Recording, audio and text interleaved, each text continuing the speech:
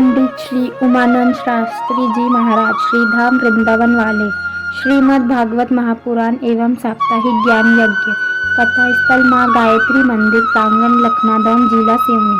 सीधा प्रसारण 10 फरवरी से 17 फरवरी तक। समय प्रतिदिन 1 बजे से शाम 5 बजे तक।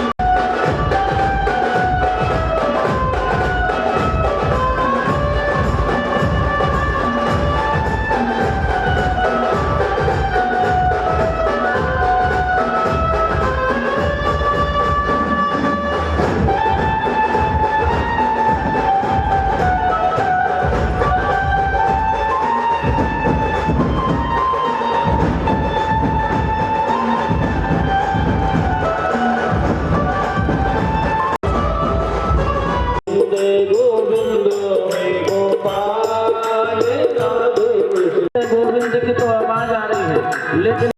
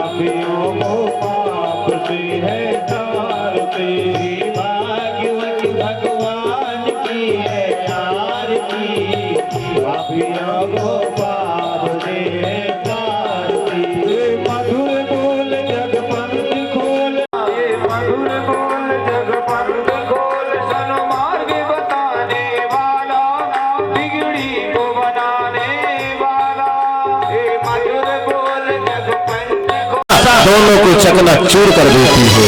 क्या अभिमान है। इसलिए आपसे निवेदन, भगवान की चौखट में आप आइए, पर अभिमान लेकर के मत आना, स्वाभिमान लेकर के जाना।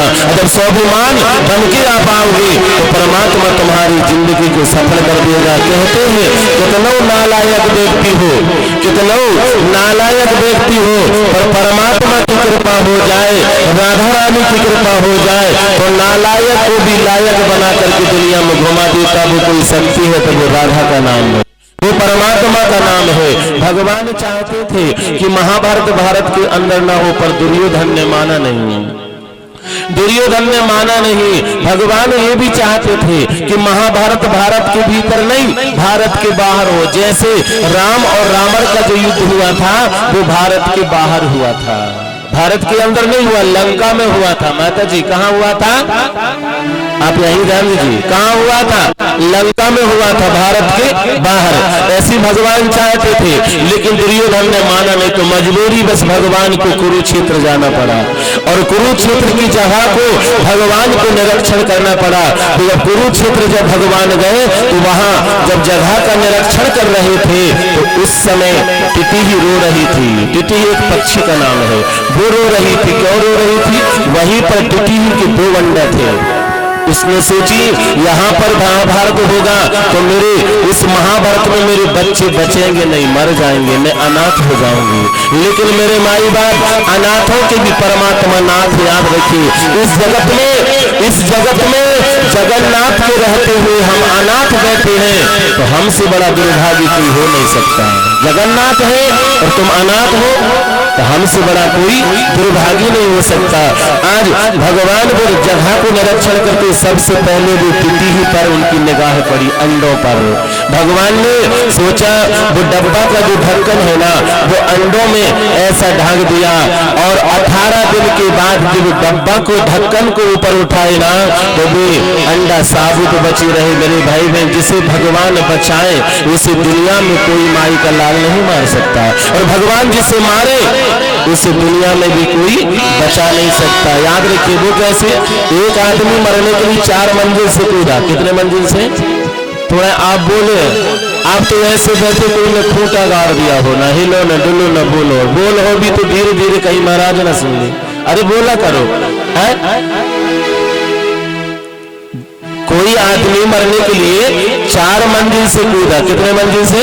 4 मंजिल से मरने के लिए। जैसे छलांग लगाया, गैल चलैया के ऊपर गिर गया, जिसके ऊपर गिरा था वो बेचारे मर गया, और जो मरद में कूदा था वो तुम्हारे भाई उठ के बैठ गया। अरे जिसे भगवान ही बचाए उसे कौन मार सकता है? भगवान जिसे मारे, बोलो, उसे दुनिया में कोई बचाने वाला नहीं है। आज तितली के अंडों को भी भगवान ने बचा, जा को राखे साइया और मार सके ना कोई, और बाल्ला बाका कर सके चाहे जगबेरी क्यों ना हो। पूरी दुनिया तुम्हारी दुश्मन हो जाए, लेकिन परमात्मा आपका साथ देता है, तो कोई माई का लाल तुम्हारा बिगाड़ नहीं सकता। क्यों?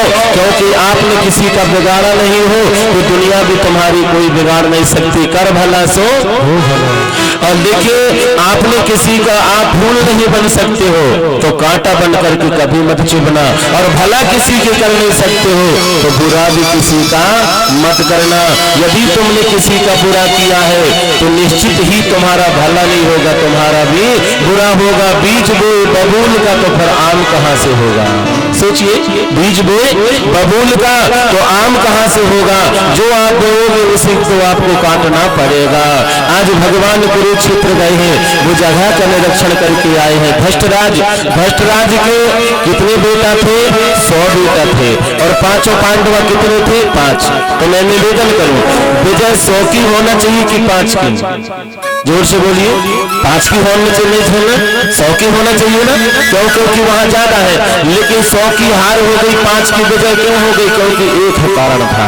वो कारण क्या था? 100 जो धृष्टराज के बेटा थे ना, ये 100 ही बेटा असत्य मार्ग को पकड़ लिए थे, और 5 बेटा जो थे पांडवों के, तो वे सत्य मार्ग को पकड़ लिए थे। मैं आपसे निवेदन करूं, सत्य भले हमें परेशान कर सकता है, लेकिन हार कभी दिला नहीं सकता। क्यों? क्योंकि सत्यम बदामी सत्यम कुर्यात सत्यम शिवम सुंदरम। सत्य से भी सुंदर है, याद रखिएगा। सत्य का राही कभी बागी नहीं होता। बात सुनना बड़ी गौर से। सत्य का राही कभी बागी नहीं होता, और जल का मोती कभी आगी नहीं होता। लोगों ने प्रेम को बदनाम कर दिया साहब, वरना प्रेम कभी दागी नहीं होता। राम ही केवल प्रेम प्यारा, प्रेम प्यारा, कभी भी दागी नहीं होता। देखिए, सत्यम बदामी और सत्यम कुर्यात, याद रखिए। सत्य जो राम और रावण दोनों की एक सी राशि है। राम की भी तुला राशि और रावण की भी तुला राशि, लेकिन देखिए, जिनकी दोनों का नाम राशि आ रहा, रावण और राम राशि आ रहा है, लेकिन रावण का दशहरा में घर घर गांव गांव में पुतला जलता है, और राम का गांव गांव में मंदिर बना। क्यों? कारण यही है कि रावण असत्य मार्ग को पकड़ लिया था, और राम सत्य मार्ग को पकड़ लिए तो घर घर मंदिर बना दिया, और रावण असत्य मार्ग को पकड़ लिया तो घर घर और गांव गांव पुतला जला दिया। जबकि राशि दोनों की एक सी है, राम और रावण, लेकिन एक ने पकड़ा सत्य को और एक ने पकड़ा असत्य को। पांचों पांडव जो थे धृष्टराज के, उन्होंने पकड़ लिए असत्य को, पांचों पांडवों ने पकड़ी सत्य को, और धृष्टराज के जो बेटा थे उनने पकड़ लिए असत्य मार्ग को। तो 100 नहीं 400 भी होते, क्योंकि असत्य की कहीं सत्ता नहीं होती और सत्य का कभी अभाव नहीं होता। असत्य की कहीं सत्ता नहीं होती और सत्य का कभी अभाव नहीं होता मेरे भाई बहन। इसलिए मैं आपसे निवेदन करूं कि हम आप सभी लोग सत्य को पकड़ लो, और जो सत्य को पकड़ लिया वो दुनिया में कहीं चला जाए उसकी हार नहीं होगी, उसकी तो विजय ही होगी। यहाँ सूत जी महाराज कहते हैं, राजन धृतराज जन्म से अंधा था, बात सुनना गौर से, जन्म से अंधा था, लेकिन उसकी जो पत्नी गंधारी थी ना, वो अंधी नहीं थी। उसने जब देखी कि जब मेरा पति दुनिया को नहीं देखेगा तो मैं दुनिया को क्यों देखूंगी। ये व्यासपीठ गंधारी को नमन करती है। ऐसी पत्नी का नाम ही तो धर्म पत्नी है, याद रखिए। जब उसने सोची जब मेरा पति दुनिया को नहीं देखेगा तो सोचो मैं दुनिया को क्यों देखूंगी, उसने काली पट्टी बांध ली। हम होते तो सोचो ना, हम होते तो, यही तो कथा हमें सिखाती है। याद रखिए, आज उसकी जो पत्नी थी ना, थोड़ा ऐसे करना चाचा पंखा को, पंखा अच्छा तुम्हारी तरफ ही लगाए हो, क्या बात है। मैं आपसे निवेदन करूं, मैं आपसे प्रार्थना करूं मेरे भाई बहन, आज धृतराज के जन्म से अंधा था, लेकिन उसकी जो पत्नी गंधारी थी वो जन्म से अंधी नहीं थी। उसने सोची जब मेरा पति दुनिया को नहीं देखेगा तो मैं भी दुनिया को नहीं देखूंगी, वो भी काली पट्टी बांध ली। ये व्यासपीठ गंधारी को नमन करती है। ये व्यासपीठ धन्य धर्म पत्नी जो आज आंखों में काली पट्टी बांध ली। याद रखिए, जब गंधारी का विवाह धृतराज से हुआ तो सकनी जो था ना वो दहेज में मिला था। कौन? सकनी दहेज में मिला था, लेकिन सकनी को पता नहीं था कि मेरे जीजा जी अंधे हैं। बीच रास्ते में उसने पालकी को रोका और धृतराज ने पानी मांगा, मुझे जल दो। अब जल लेने कौन जाएगा, जो दहेज में आया था वही सकनी गया। उसने जल गिलास में जल दिया, उसने ऐसा कहा, बोले कहा है, तब इसे एहसास हुआ कि तुम अंधे हो। और उसने कह दिया धृतराज को, कहा हाथ में जल ले लिया, और सकनी ने संकल्प कर लिया कि तुमने बिना बताए मेरी बहन से विवाह कर लिया। मैं ये जल लेकर के प्रतिज्ञा करता हूँ और संकल्प करता हूँ तुम्हारे कुल का मैं नाश न कर दूं तो मेरा नाम सकनी नहीं। उतने समय इसने संकल्प किया था, किसने? सकनी ने। और दहेज में आया था, और दहेज में आई थी कौन? मंथरा आई थी दहेज में। मैं आपसे निवेदन करूं, आप रामायण पढ़ के देखना, रामायण में सब राक्षस मर गए लिखा है, रावण मर गया लिखा, कुंभकर्ण मर गया लिखा, मेघनंद मर गया लिखा, तारका मर गई ये भी लिखा, सारे राक्षस मर गए ये भी लिखा, लेकिन मंथरा कहां और कब और कैसी मरी ये लिखा ही नहीं। आप पढ़ के देखना, आज भी मंथरा अमर है, आज भी मंथरा अमर है, और घर घर में बैठी फसकिया फोड़ने के लाने, भाई तू मंथरा है।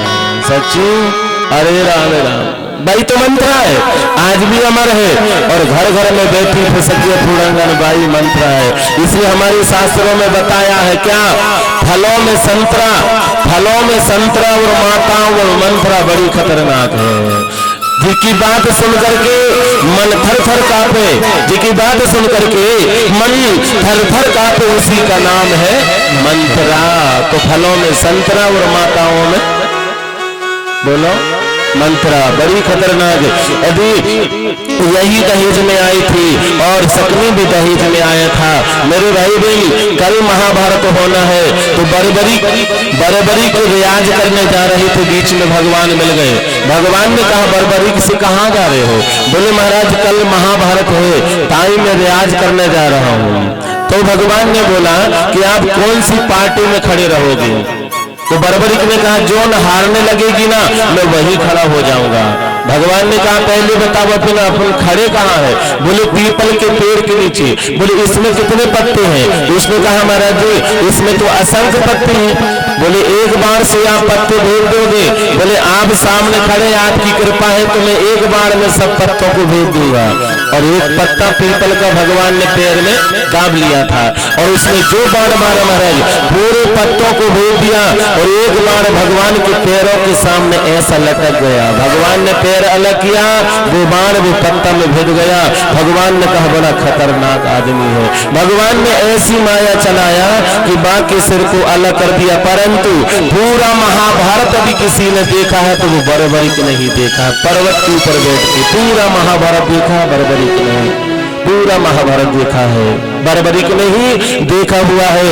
और जैसे भगवान चारपाई में लेते हैं, चारपाई में लेते हैं तो सबसे पहले दुर्योधन गया। दुर्योधन कौन है? जोर से बोले अहंकार। अहंकार का नाम ही दुर्योधन है। तो अहंकार जब दुर्योधन के सिराने पर पे बैठा, क्योंकि अहंकार सिराने पर पे बैठेगा, अब सिराने पर पे बैठा और सबसे बाद में अर्जुन आया तो वो कहाँ बैठा?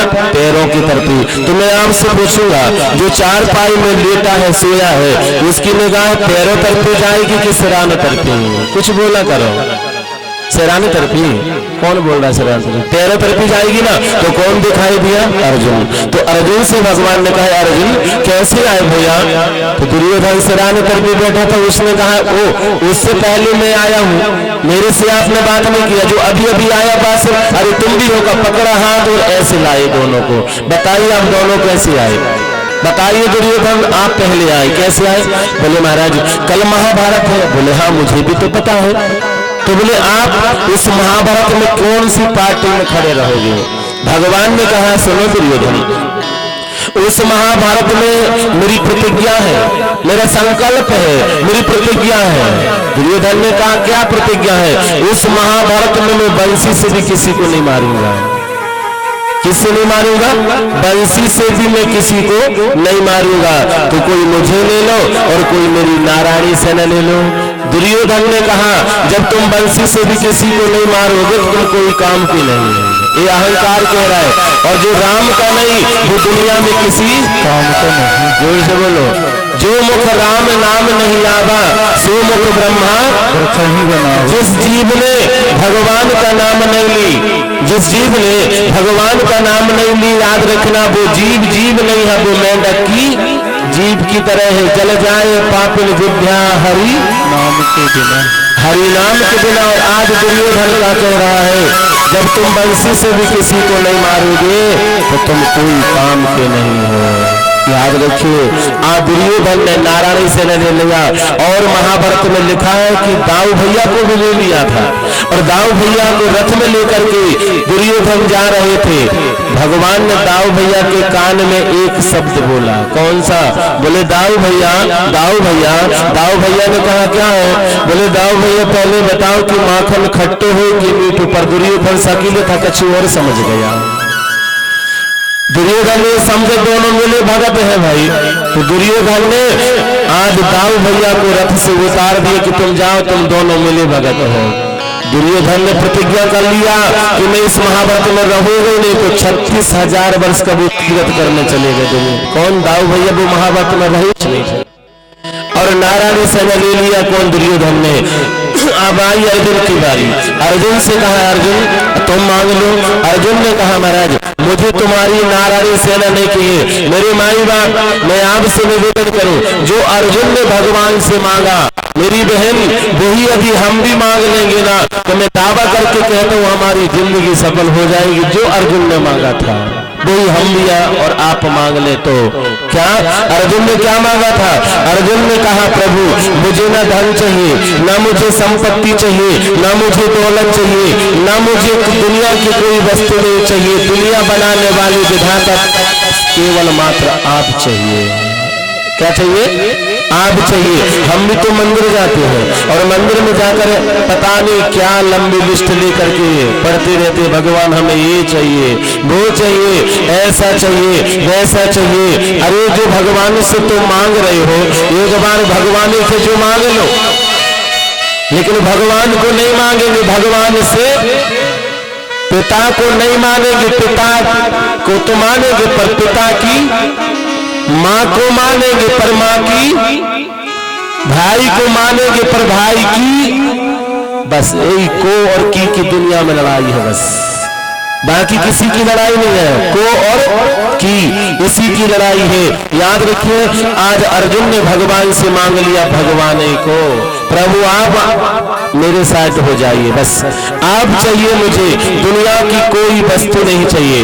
भगवान कृष्ण ने कहा कि भाई देखो मैं बंसी से भी किसी को नहीं मारूंगा।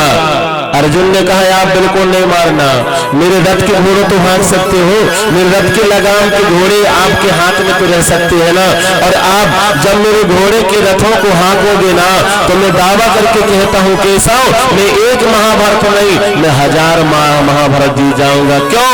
क्योंकि आप मेरे पास में रहोगे और आप मेरे साथ में रहोगे तो मैं निश्चित ही एक नहीं 1000 महाभारत जीत जाऊंगा। और याद रखिए जो भी काम पांचों पांडव करते थे तो भगवान के नाम लेकर के ही करते थे और करना चाहिए। मेरी बहन आप जो भी करें, चाहे रोटी बनाए, चाहे झाड़ू लगाए, चाहे पानी भरे, तो आप बस तन से कर्म करें विधि नाना पर मन राख लेना परमात्मा के चरणों में, तो हमारी जिंदगी सफल हो जाएगी। कैसे? जैसे एक बहन पानी भरने जाए, 2 बेहरा सिर पर रखी है और बाल्टी हाथ में पकड़ी, लेकिन उसका मन बाल्टी में नहीं जाएगा। क्यों? क्योंकि बाल्टी भी हाथ में पकड़ी है। नीचे वाले बेहरा में भी मन नहीं जाएगा। क्यों? क्योंकि नीचे वाले बेहरा को भी हाथ से पकड़ी है। मन कहाँ जाएगा? सबसे ऊपर वाले बेहरा में, जहां नहीं पकड़ी। ऐसे आप संसार में रहिए पर तन से पूरा काम करिए, रोटी बनाते जाइए, खाना बनाते जाइए, झाड़ू लगाते जाइए, अरे दुनिया का पूरा काम करिए पर मन परमात्मा के चरणों में लगाते रहिए तो तुम्हारी जिंदगी अपने आप समझ जाएगी। पर तुम्हारी चिंता नहीं, पर तो चिंता वाकई है जहां तुम्हारा मन उसके चरणों में लगा है। करते हो तुम कन्हैया मेरा नाम हो रहा है, हरि पतवार के बिना ही मेरी नाव चल रही हो रान हो जमाना, मंजिल भी मिल रही, सब कुछ मिलेगी। आपको क्या चाहिए वो सब कुछ मिलेगा यदि आपका मन परमात्मा के चरणों में रहेगा। तो इसका नाम ही कन्हैया। क्या नाम है? जोर से बोलो, कन्हैया। कान्हैया, कन्हैया, का नहीं, हाँ बस हमारा मन उसके चरणों में लगा रहे। बस आज अर्जुन ने ले लिया भगवान को, उसी में हर काम। आज देखना पांचों पांडव भगवान का नाम लेकर के करते हैं।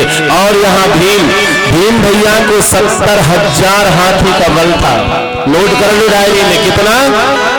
70,000 हाथी का बल था भीम भैया को। और इतनी पेड़ की अखबार भरी जो दतून भीम भैया करते थे, हमारे जैसे थोड़ी इतनी सी, इतना पेड़ अखबार भरी भीम भैया दतून करते थे। 70,000 हाथी का बल था और भ्रष्टराज को उससे 10 गुना बल था भ्रष्टराज को। जब भ्रष्टराज ने कन्हैया से कहा मुझे इस महाभारत समाप्त हो गया, तब मुझे किसी को नहीं लाओ, मुझे तो भीम को ला दो, इससे मैं गले लगना चाहता हूँ। भगवान चाहते थे और ये सोच रहे थे कि सच्ची मुच्ची यदि भीम रहेगा तो धर्षराज गले नहीं लगेगा, उसे चकनाचूर कर देगा। इसलिए भगवान चाहते थे और जान गए थे, इसलिए लोहे की मूर्ति ला दिया। काय की मूर्ति लाया? लोहे की। और लोहे की मूर्ति ला करके खड़ा कर दिया और धर्षराज से कहा कि भीम खड़ा है, आप गले लग जाओ। और जैसे धर्षराज गए, लोहे की जो भीम की मूर्ति है ना, उसे भीम समझ करके ऐसा गले लगाया, ऐसा भेटा तो लोहे की भीम की मूर्ति को लोहे को चूरा चूर कर दिया था। इतना बल था धर्षराज को, लोहे की मूर्ति को क्या कर दिया? चूरा चूर कर दिया था, चकना चूर कर दिया था। ऐसा बलशाली थे धृष्टराज। और 70,000 हाथी का बल था किसे? भीम भैया को। याद रखिए भीम ने खुद ही की तेरे ही खा गया। बात समझ रहे? हमारी खुद की तेरे, मरने के बाद हमारी तेरे होती है, लेकिन जिंदा में कोई तेरे ही खाता है क्या? सोचो। लेकिन भीम भैया ने खुद की ही तेरे खा गया। कहते हैं दुर्योधन का निमंत्रण पांचों पांडवों के घर में था। अगर दुर्योधन भोजन करने जा रहा था, उतने समय भगवान की माया फैल गई है। क्या फैल गई? भगवान। पानी वाले भैया, ए पानी वाले भैया बताओ हमारे तरफ, आप पानी रख दो, है पानी रख दो चुपचाप है, ठीक है बस रखे बैठ जाओ, कथा में बैठ जाओ। भीम भैया बोले वृंदावन बिहारी लाल की। हम आपका कह रहे हैं भीम भैया और पांचों पांडवों के यहाँ दुर्योधन का निमंत्रण था, तो दुर्योधन जा रहा था भोजन करने के लिए। उतने ही समय भगवान की माया फैल गई, जहाँ गड्ढा है वहाँ गड्ढा नहीं दिखाई दिया, और जहाँ है वहाँ दिखाई नहीं दिया, और जहाँ नहीं है वहाँ दिखाई दे दिया, और गड्ढे में उसका पैर पड़ गया, और जैसे पैर पड़ा ना तो धड़ाम से वो सामने गिर गया। दुर्योधन ने देखा कोई मुझे देख तो नहीं रहा है, हम गिर जाते तो आजू बाजू पहले देखते कोई हमें, ऐसे उसने भी देखा। उस समय कोई नहीं देखा, उस समय द्रौपदी जो थी ना अटारी ऊपर अपने केसों को ऐसे सुखो रही थी, और जैसी गिरे हुए दुर्योधन को देखी ना तो ठहाका मार के हंस दी। अब इस बात में समझिए, हंसना बुरा नहीं है, हंसना बुरा नहीं है, लेकिन मेरे माई बाप दूसरों के लिए हंसना बुरा है। याद रखिए, हंसना बुरा नहीं है, लेकिन दूसरों के लिए हंसना बुरा है। खाना बुरा नहीं, पर चखना बुरा है। देखना बुरा नहीं, पर तकना बुरा है। आप हंसिए, हंसने से तो आधी चिंताएं दूर हो जाती। वैदिक सिद्धांत में लिखा है 1 गुना खाना भोजन, 1 गुना खाना, 2 गुना पीना का पानी नहीं कछु और, 1 गुना खाना, 2 गुना पीना, 3 गुना सोना, और 4 गुना हंसना तो 100 साल। ये वैदिक सिद्धांत नोट कर लो। अच्छा, हमारे फोटो वाले भैया भी तो कहते हैं दीपक भैया प्लीज स्माइल। अच्छा, रही हंसने से तुम्हारी फोटो अच्छी बन जाती है, तो जिंदगी भर हंसना तुम्हारी जिंदगी नहीं बन जाएगी क्या? एक बार सोचो सोचो सोचो, तो लेकिन स्वयं के लिए हंसना ठीक है, पर दूसरों के लिए हंसना बुरा है। आज द्रौपदी ने हंस दी, और हंस दी तो हंस दी, पर एक कठोर वचन बोली थी। क्या? मेरे माई बाप याद रखिए, मैं आपसे निवेदन करूं, बोलना ठीक है, बोलना ठीक है, लेकिन बोली के पहले विचार करना सबसे ज्यादा ठीक है कि हम क्या बोलने जा रहे हैं, हम बोलने क्या जा रहे हैं। आपसे निवेदन, मुंह से निकली बोली और बंदूक से निकली गोली कभी वापस आने वाली नहीं है। द्रौपदी ने कह दी दुर्योधन से, कहा रहे बेटा अंधा के ही, अंधा ये है जड़ महाभारत की। इसलिए आपसे निवेदन, बानी समारी बोलिए, बानी के हाथ न पाओ, और एक बाणी करत है औषधि तो एक बाणी करत है। यदि पति को, जगतपति को, दुनिया को बस में करना है तो एक वशीकरण मंत्र आप भागवत जी से लेके जाइए। बता दूं कौन सा बस करना? यदि पति को बस में करना है तो, जगतपति को बस में करना है तो, दुनिया को बस में करना है तो, एक ही वशीकरण भागवत जी में लिखा है। वो मंत्र बताऊं? बताऊं? सब लोग मूड मटका रहे, ठीक बता दे रहा हूं, सुन लो। अब आप मूड भी ना मटकाते तो मैं बताता जरूर सच्ची में, क्योंकि पति को बस में करना बड़ा आवश्यकता है। क्यों? क्योंकि आज की जो है ना, कहते हैं मीठी बानी बोलिए, यही है पति को बस में करने के लिए, और जगत पति को भी बस में करने के लिए मीठी बानी बोलिए, सुख उपजे चहुओर, और वशीकरण एक मंत्र है, तज दो वचन बस, कठोर वचन बोलना। अच्छा, कठोर वचन आप नहीं बोलोगे ना तो मैं दावा करके कहता हूँ पति की छोड़ और जगत पति भी तुम्हारे पीछे पीछे घूमेगा। ये कठोर वचन ही जो है ना बड़ा दुखदाई है। यहाँ सूत जी महाराज कहते हैं आज द्रौपदी ने कठोर वचन बोल दी, रहे बेटा अंधा की ही अंधा। ये जड़ है महाभारत की। इसलिए तो मैं कहता हूँ महाभारत में यदि द्रौपदी ना हो तो कभी महाभारत खड़ा नहीं होता, और रामायण में यदि सूर्पनखा ना हो तो कभी रामायण की रचना ना होती, और राम कथा में कभी केकई ना हो तो राम कथा भी कभी पूरी ना होती। ये सब अधूरी होती, सब बारिश से हुई है। एक ऐसे हुई है, बारिश से हुई है। इसलिए कथा से आपको मैं निवेदन करता हूँ कुछ लेके जाइए, यही शब्द लेके जाना है। क्या? कठोर वचन यही छोड़ना है, फूल समझ के और मीठे वचन प्रसाद समझ के यहीं से लेके आपको जाना है तो हमारी जिंदगी अपने आप सफल हो जाएगी। और जैसे ही दुर्योधन को बड़ी गिलानी हुई, बड़ा खेद हुआ, दुर्योधन ने बताया सकनी को, तो सकनी ने कहा भांजी अब तुम चिंता मत करो, तुम भी लाक्षागृह बना लो, और जब पांचों पांडव निमंत्रण करने आएंगे, निमंत्रण करो, और जब भोजन करने आएंगे ना, जैसे भी भीतर जाए तुम आगे लगाना, जल के भस्म हो जाएगी। ए है बुरा। इसलिए निवेदन, यदि किसी को भला नहीं कर सकते हो तो बुरा भी मत करिए मेरे भाई बाप, याद रखिएगा। कहते हैं बुरा करोगे बुरा ही होगा, और भला करोगे भला ही होगा। और कोई देखे चाहे ना देखे, पर वो मैया गायत्री माता तो देखती होगी जो तुम्हारे पीछे बैठी है, वो तो सब 1000 आंख से देख रही है? अरे नहीं चाहिए दुखाना किसी का, बोलो, अरे नहीं चाहिए दुखाना किसी का। सदा ना रहा है सदा ना रहेगा जमाना किसी का, नहीं चाहिए दुखाना किसी। आज सकनी का कह रहा पांचों पांडवों को जला के भस्म कर दो, जब अंदर जाएंगे कितना बुरा सोच रहा है। इसलिए निवेदन, बुरा कभी किसी का नहीं सोचना सपने में भी, और अभी किसी ने किसी का बुरा सोचा है सपने में भी, सोचने से भी पाप लगता है। ऐसा लगना, ऐसा नहीं कि हाथों से करने से ही पाप लगता है, ना बाबा ना। बुरे विचार आया किसी के प्रति तो पाप लगता है, बुरी दृष्टि किसी के पर गई तो पाप लगता है। जैसी तुम्हारी दृष्टि वैसे हमारी सृष्टि होगी। इसलिए दृष्टि अभी बदल गई, दृष्टि हमारी बदल गई तो याद रखना सृष्टि भी अपने आप बदल जाएगी। पहले सामने वाले नहीं बदलेगा, ये बात को भूल जाइए, पहले तो स्वयं को ही बदलना पड़ेगा। हम बदलेंगे युग बदलेगा, हम सुधरेंगे युग सुधरेगा। पहले तो हमें बदलना पड़ेगा।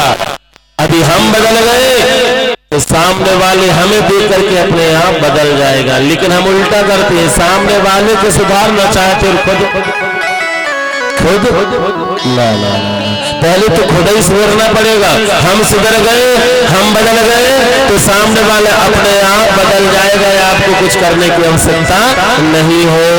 यहाँ सूत जी महाराज कहते हैं कि आज पांचों पांडव आए हैं, माँ कुंती भी आई है, लाक्षागृह में प्रवेश करे उसने आगे लगा दिया। यहाँ पातालपुर में नाग कन्या भगवान भोलेनाथ को मना रही थी, इसलिए सुंदर पति चाहने के लिए, सुयोग पति और सुंदर पति और बलशाली पति चाहने के लिए आज नाग कन्या पातालपुर में परमात्मा भोले बाबा को मना रही थी।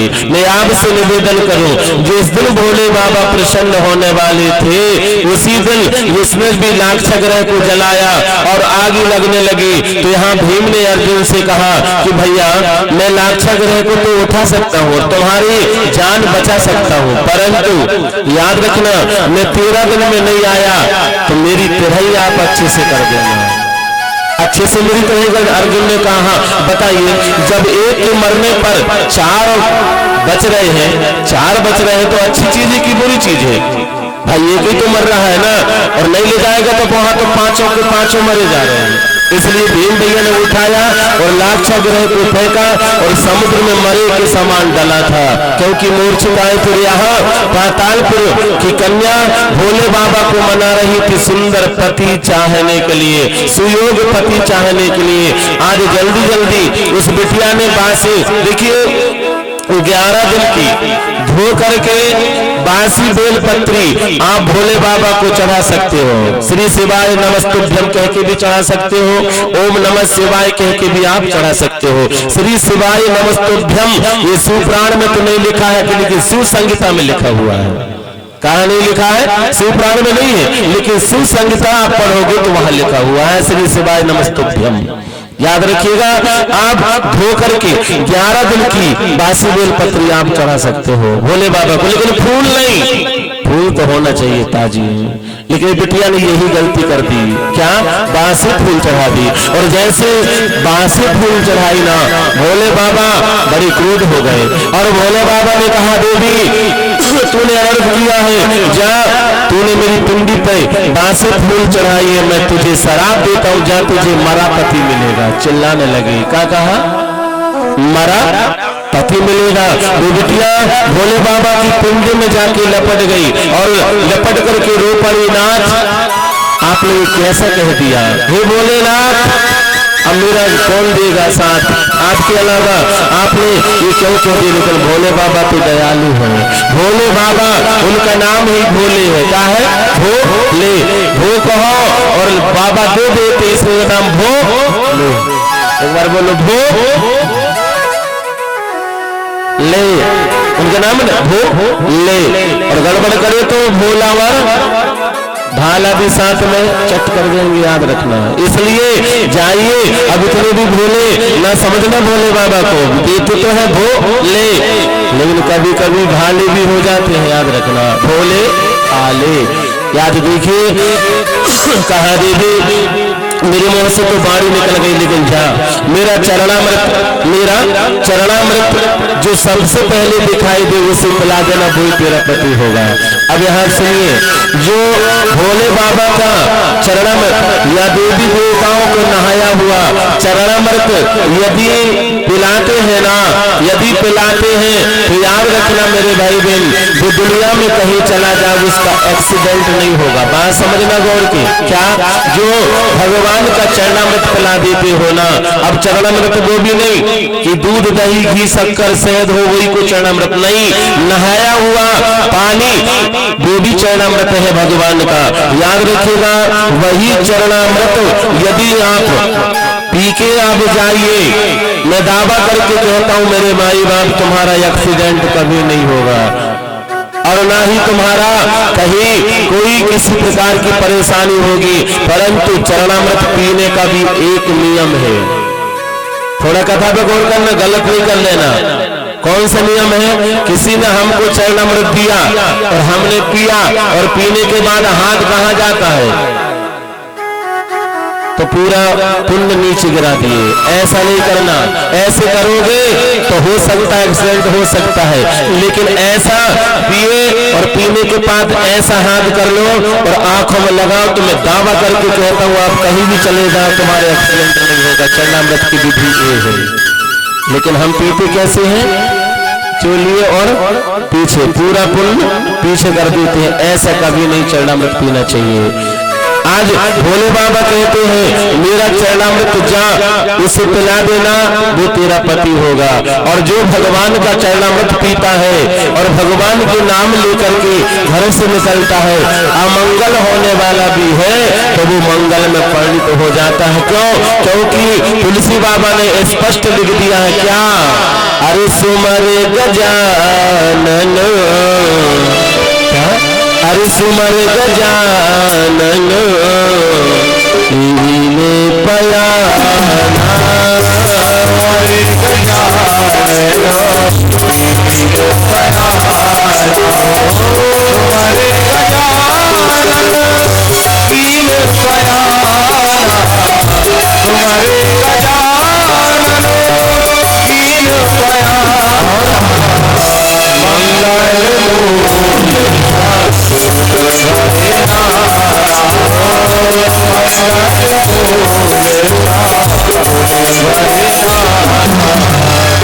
भगवान का नाम लेकर के, भगवान का चरणामृत पी करके यदि आप घर से निकलोगे तो अमंगल होने वाला भी मंगल में परिणित हो जाता है। क्यों? क्योंकि भगवान का नाम ही अमंगल को हरने वाला है। यहाँ शिव जी महाराज कहते हैं जैसे भी बिटिया ने चरणामृत को ले गई और सबसे पहले भीम डला था वो भीम ही को पिला दिया, और जब भीम को पिलाया तो 13 से 12 दिन तक तो पातालपुर में नाग कन्या के साथ में भीम भैया रहे। पर फिर बगल में भीम भैया को पता चल गया कि मेरी तेरहवीं ना हो जाए और कार्ड छप गया। याद रखिए, कथा देखिए, कोई भी आप अनुष्ठान करें या तेरहवीं भी करें या कथा करें तो महीना भर से अपनी तैयारी शुरू होती है ना, नहीं होती? बताइए, यही कथा की 2 महीना से तैयारी शुरू ना माता जी, 2-3 महीने से हमको कथा करना है, कथा करना है, कथा करना है। ऐसे तेरहवीं भी होना है तो पहले से तैयारी करना। वो कार्ड छप गए, और जब वो कार्ड छप गए ना तो कार्ड में छपने के बढ़ भी गए और तेरहवीं भंडारा शुरू हो गया। याद रखिएगा, जब भंडारा शुरू हो गया तो कहते हैं भीम भैया कहां पर बैठे?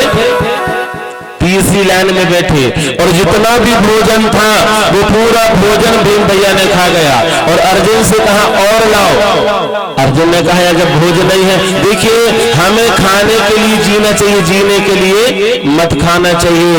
हमें इतना भोजन करो जिससे हमारा तन चल सके, इतना भोजन करो जिससे हमारा तन चल सके। खाने के लिए नहीं गिनते, हमारे खाते में जितना लिखा है उतना ही हम खाते हैं, और खाते से ज्यादा खाए तो डॉक्टर साहब के पास जाना पड़ेगा। क्यों?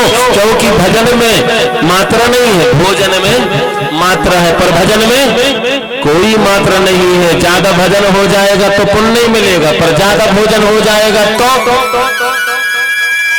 बोलिए ना, हाँ वो तो बेकार, उधर बेकार हो जाएगा। पर मैं आपसे निवेदन करूं मेरे माई बाप, हमें खाने के लिए मत जियो, जीने के लिए खाना चाहिए। लेकिन हमने हमारे पेट का तो नगर पालिका को डब्बा बना दे, जो आए सो। कोई ने इमरती का हो पट, कोई ने गुलाब जामुन का हो चट, और कोई ने कह दो आलू बंडा तो खट। कभी नहीं, हमें जीने के लिए खाना चाहिए, खाने के लिए मत जीना चाहिए। एक आदमी इतना खाए, और अब ज्यादा खाएगा तो करेगा का? जहां खाए वो तई लुढ़क जाए, जहां खाए वो तई लुढ़क जाए। ज्यादा नहीं खाना चाहिए, इतना भोजन करो जो तुम्हारा तन चल सके। याद रखिए, वो भीम भैया ने पूरा भंडारा खा गया, फिर भी अर्जुन से कहा मुझे और लेके आओ, मुझे भूख लगी अभी भी।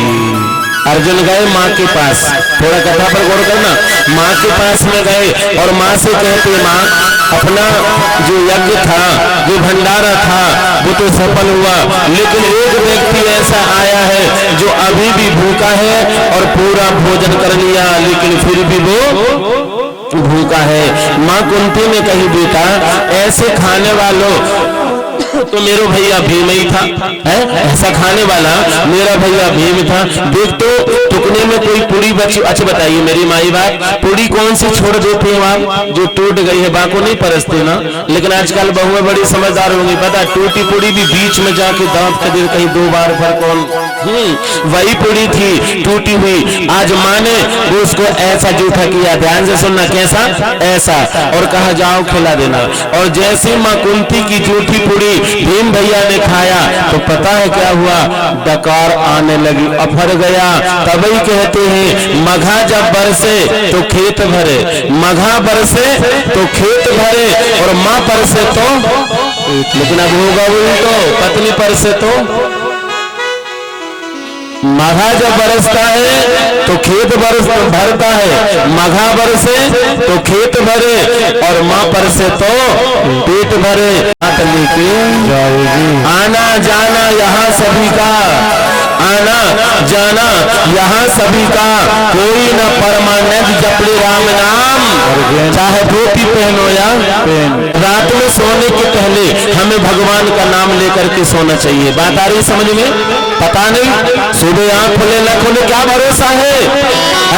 कहते हैं सज धज के मौत की सहजादी बन के आएगी, सज धज के मौत की सहजादी बन के आएगी। याद रखना यारो, न सोना काम आएगा ना चांदी आएगी। मौत से किसकी आ रही है? मौत से किसकी आ रही है? आज मेरी बारी भैया तो कल तेरी बारी है। आज इसलिए रात में सोने के पहले हमें भगवान का नाम लेकर के सोना चाहिए। मेरे माई बाप पता नहीं सुबह आँख खोले ना खोले, लेकिन राम राम रात में सोने के पहले हम का नाम लेके नहीं सोते, बल्कि योजना बना के सोते। कल कहाँ धाबा बोल रहे, अब जब आँख खोले तब ना धाबा बोलेगा। आंख मन गई तो इसलिए निवेदन रात में सोने के पहले हमें भगवान का नाम लेकर के समझी। पता नहीं सुबह आंख खुल गई तो राधे राधे, और आंख मन गई तो गई जिंदगी। आंख खुल गई तो बंदगी, दुनिया की नहीं परमात्मा की। आंख खुल गई तो भगवान की बंदगी, और आंख मुन गई तो गई गई गई गई गई और होगा क्या। इसलिए जो भी काम पांडव करते थे तो भगवान का नाम लेकर करते, लेकिन आज जब पत्ता खेलने के लिए गए ना तो भगवान को भूल गए। यही जिंदगी की आखिरी भूल थी पांडवों की। जैसे दशरथ जी की आखिरी भूल थी एक, कौन सी, जो मरण संज्ञा तक चले गए थे। आखिरी भूल क्या थी, हर काम गुरु से पूछ के करता था। संतान नहीं भाई तो गुरु से पूछा, लेकिन जब राम राज करना था तो गुरु से पूछा, और जब पत्नी के भवन में चले गई तो नहीं पूछा और खुद चला गया। पूछ लेता तो गुरु जी क्या कह देते, अरे वो तो घर की है पत्नी, कल मना ले भी, लेकिन जो काम सामने खड़े है पूरे कर ले। ये आखिरी भूल थी। और पांडव की भी आखिरी भूल यही थी, क्या, हर काम भगवान का नाम लेकर के करते थे, लेकिन अब भगवान को भूल गए, भगवान को पीछे कर दिए। जब भगवान को पीछे कर दिए पत्ता खेलने लगे चौसर, और जैसी पत्ता खेले ना, यहाँ सूत जी महाराज ऋषियों को कहते हैं राजपाट तो हार गए, लेकिन पत्ता में भी यदि भगवान की याद करते ना तो मैं दावा करके कहता हूँ भगवान पत्ता में भी उन्हें जिता देते। हाँ, भगवान क्या नहीं कर सकते थे। अरे जो तुम बनाओगे ना वो भगवान बनने के लिए तैयार। एक बार बनाने वाला तो हो सही है, एक बार बनाने वाला तो हो सही। आज उन्हें पत्ता में भी भगवान जिता देते, लेकिन याद नहीं करें, और राजपाट हार गए। यहाँ तक नहीं, पत्नी द्रौपदी को भी दाव में लगा गए और द्रौपदी को भी हार गए, और भरी सभा है। और सकरी ने कहा दुर्योधन के, हाँ भान जी अब ले ले बदला। बोले क्या, बोले रहे बेटा अंधा कंधा बोली थी ना, बोले हाँ, इसे निर्वस्त्र करो और तुम्हारी जंघा में बिठा लो, बस फट जाएगा बदला। इसे निर्वस्त्र कौन करेगा, बोले दुशासन। मेरे माई बाप, जिसका शासन दूषित हो, जिसका शासन ठीक ना हो, जिसका शासन दूषित हो, उसी का नाम है दुशासन। और जिस देश में शासन अच्छा है, शासन करने वाला शासक यदि अच्छा है, जैसे हमारे भारत देश में, प्यारे याद रखना, कोरोना तीसरी लहर आगे नहीं बढ़ने दिया, क्योंकि हमारे देश का राजा सुभाग्य है और सुयोग है, तो हमारी सबकी जिंदगी को संभाल दिया। नहीं तो वहां जाके देखना, चीन में 10-10 अर्थियां एक ही घर से निकल रही थी। कारण क्या था, कारण यही था कि हमारे देश का राजा अच्छा होगा तो हमारे देश में कभी भी ऐसी अकाल मृत्यु नहीं होगी। याद रखिएगा, दुशासन, जिसका शासन ठीक ना हो उसी का नाम तो दुशासन। तो शासन को आदेश दिया गया, जो शासन से कहा इसे निर्वस्त्र करो। और जैसी द्रौपदी जब अपने 5 पांडवों को निवेदन करती है कि ये अनर्थ हो रहा है, लेकिन जिस पर हमने हार गए, क्या उसमें हमारा अधिकार है? जोर से बोलिए, नहीं है ना। आज देखिए वो सभा में दिग्गज लोग बैठे हैं, वो सभा में भीष्म पितामह जैसे बैठे हैं, वो सभा में द्रोणाचार्य गुरु जैसे बैठे, वो सभा में अच्छे अच्छे दिग्गज लोग बैठे हैं, और भरी सभा में आज माँ द्रौपदी को निर्वस्त्र करें। मेरे माई बाप तो सोचिए उसकी लाज कहाँ रहेगी। अरे कौन जगत में और कौन जगत में दो, और कौन जगत में जादू रहो, तो कौन जगत में, अरे भूमि जग में और चंदा सूरज दो, और पाप जगत में जादू रहो, सुधर्म रहो। आज 5 पांडवों को निवेदन करी द्रौपदी ने, तुम तो मेरे पति हो और मेरी अंग प्रत्यंग की रक्षा करना तुम्हारा अधिकार है, तो रक्षा कीजिए। लेकिन जिस पे हार गए तो वो नीचे सिर कर लिए। सभा में देखी, उस सभा में भीष्म पितामह की ओर ध्यान करी, बाबा आप इस सभा में बैठे हुए अनर्थ हो रहा है, आप रोको। लेकिन भीष्म पितामह ने भी मुस्कुरा दिया। दूसरा कारण ये भी है महाभारत का कि भीष्म पितामह गंगा पुत्र, अकाल मृत्यु और इच्छा मृत्यु का वरदानी भीष्म पितामह गंगा पुत्र है और अपने आंखों से दृश्य देखता रहा तो महाभारत तो होगा ही होगा, निश्चित है। देखना, मैं आप लोगों से करबद्ध प्रार्थना करता हूं मेरे भाई बहन, जिस घर में बूढ़े माँ बाप, जिस घर में बूढ़े माँ बाप की बात अधिक संतान मांगती है और बूढ़े माँ बाप ने जो मार्ग बताए वो मार्ग पर अभी संतान चलती है, तो मैं दावा करके कहता हूँ वो संतान का कभी विकास होता रहेगा, कभी विनाश नहीं होगा और विकार दूर होगा और उस संतान का क्या होगा, जोर से बोलिए, विकास होगा। क्यों? क्योंकि वो बूढ़ों की बात को मानकर चल रहा है और बूढ़े लोग जो है ना, बुजुर्ग लोग जो है ना, अनुमान से कोई बात नहीं करते, स्वाभिमान से बात करते हैं। और देखिए, अनुमान गलत हो सकता है, अनुमान गलत हो सकता है, पर अनुभव और नवयुवकों में अनुमान है और बुजुर्गों को अनुभव है और अनुभव से वो चलते हैं। आपने देखा होगा रामचरितमानस में सुंदर कांड में, 5वें कांड में ही सुंदर कांड क्यों लिख दी तुलसी बाबा ने? आपने कभी सोचा? अच्छा, सीता मिल गई इसलिए सुंदर बात है, ऐसी बात नहीं है। सीता तो 5वें कांड में मिली तो सुंदर बात है, लेकिन सुंदर कांड लिखने का एक और कारण है। बोले क्या? बोले हमारे भारत के नौजवान को एक बूढ़ा समझा रहा है। बूढ़ा कौन? जामवंत। नौजवान भारत का कौन? बोले हनुमान। नौजवान को हनुमान जी को एक बूढ़ा समझा रहा है जामवंत, और जामवंत के बात के अनुसार और जामवंत के कहे अनुसार हनुमान जी ने वो रास्ता को पकड़ लिया तो हनुमान जी की जय जय होने लगी। इस बात अच्छा होगी कि बोली सुंदर होगा। जामवंत के वचन सुहाए और सुन हनुमंत हृदय अति भाए। जामवंत अति बूढ़ा, जामवंत अति बूढ़ा, जामवंत हनुमान जी को समझा रहा है और जामवंत जी की बात को हनुमान जी मान ले तो भी सुंदर बात है और सुंदर ही कांड होगा। जिस घर में बूढ़ों की बात मानी जाए वो घर में सुंदर कांड ही होगा। और लंका में एक बूढ़ा है, कौन? माल्यवंत। माल्यवंत अति बूढ़ा, माल्यवंत रावण को समझा रहा है, कह रहा तूने अच्छा नहीं किया, अभी भी समय सीता जी को चुराया, वापस कर दे, अच्छा नहीं किया। रावण ने कहा अपने नाना माल्यवंत से चुपचाप खाते रहो और सो और बैठो, और 3-5 करोगे ना तो गला दबा दूंगा, चुपचाप बैठे रहो। नहीं माना, तुलसी बाबा ने लिख दिया था सुंदर कांड नहीं रे बाप, ये तो लंकी कांड होंगे।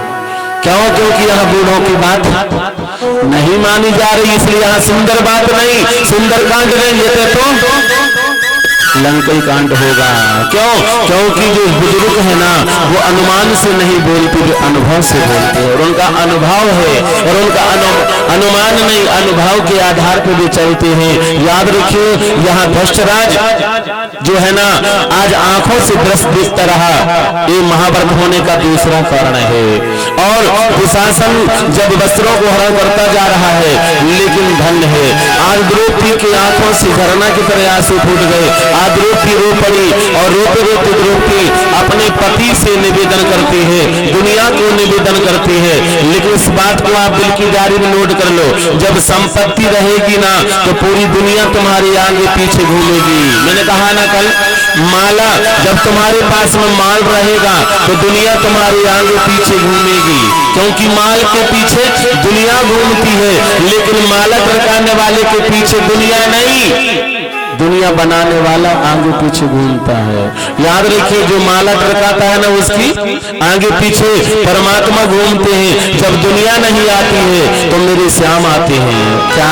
जब दुनिया नहीं आती है तो मेरे श्याम आते हैं और विपत्ति के दिन भी बड़े काम आते हैं। दुनिया काम नहीं आती, याद रखना। जब विपत्ति होती, देखिए भगवान किसी को दुख नहीं देता और दुख भी वो हमें देता है तो दुनिया से सत्य का बोध कराने के देता है कि जब दुख आता है तभी पता चलता है दुनिया के बारे में कि दुनिया कैसी है।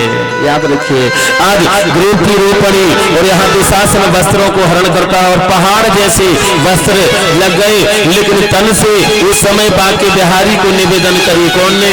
द्रौपदी ने कहा, पहले तो दुर्वासा से कही, महाराज जब आप यमुना मैया नहाने गए थे, आपकी लंगोटी छूट गई थी, तो मैंने अपने वस्त्रों को फाड़ के तुम्हें दी थी, तब तुमने क्या कहा था, द्रौपदी जब भी तुझे साड़ी की आवश्यकता पड़े ना तो कन्हैया ही साड़ी बन जाएंगी। बाबा वो समय आ गया। और दूसरा याद करी किसकी? जब तुमने सुदर्शन से शिशुपाल को मारा था, शिशुपाल को तुमने मारा था, उस समय तुम्हारी छिंगली कट गई थी महाराज। हे कृष्णा, जब रानियां कपड़ा ढूंढ रही थी, लेकिन इस बहन ने न आन देखी न बांध देखी और अपनी साड़ी के पल्ला को फाड़ करके तुम्हारी कटी हुई छिंगली को बांधी थी। तब तुमने क्या कहा था? जब मैंने साड़ी के पल्ला को फाड़ी थी ना, उसमें कितने धागा थे? 999। याद रख लो कितने। कन्हैया ने कहा, द्रौपदी मुसीबत में